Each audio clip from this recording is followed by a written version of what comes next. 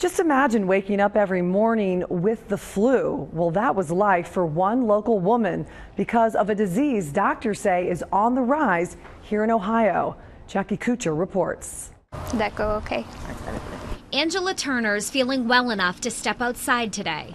Just fatigue, sort of flu-like symptoms that were coming and going. And all I could do was go to work and come home and go to bed. And I just felt like this isn't normal. 7 years and 35 doctors later, Angela finally got her diagnosis, Lyme disease. I don't think it's that they were not wanting to help.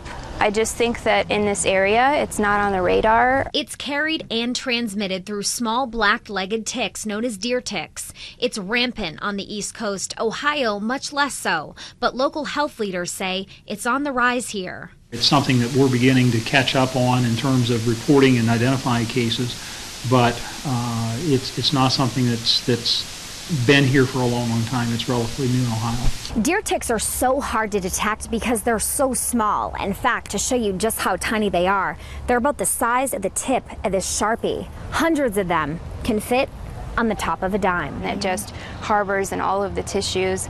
It can even cross the blood-brain barrier, so it causes neurological symptoms as well. Angela never saw the tick and never got the telltale rash, only about half do. She takes 35 different medicines and supplements each day to combat the sore and inflamed joints, intense headaches, and fatigue.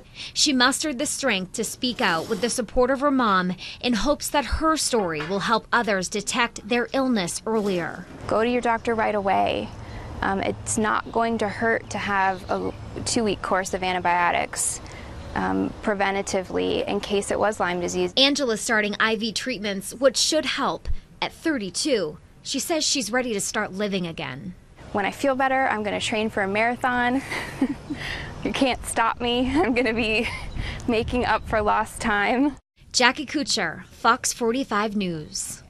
And we certainly hope she's on the mend very soon. Now, to protect your family, make sure your kids are completely covered up this summer, especially in grassy areas. We know that's difficult, but at least in grassy areas. Also, light colored clothing helps repel ticks, and use a product with DEET in it.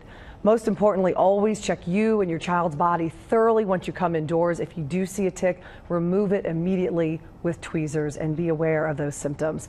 Now, the state is no longer testing ticks due to budget cuts, but Dayton Montgomery County Public Health will ID it for you to determine whether or not you might need treatment.